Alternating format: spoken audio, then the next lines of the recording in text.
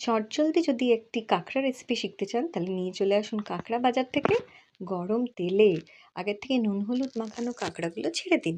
এক এক করে ছেড়ে এপিঠ ওপিঠ ভালো করে ভেজে নিন। তারপরে দিয়ে দেবেন তেলে একটা এলাচ, একটা লবঙ্গ, একটা দারচিনি। হ্যাঁ, অল্প করেই দিলাম, পরে আমি গুঁড়ো গরম মশলা দেবো।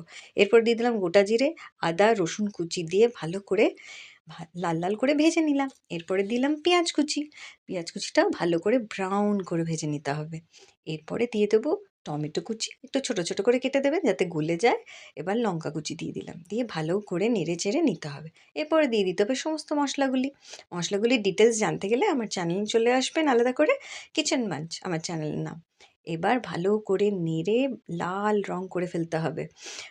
কষিয়ে কষিয়ে করতে হবে, কিন্তু একটু লেবুর রস দিয়ে দিলাম। এবার জল দিয়ে দিলাম, গরম জল দেবেন।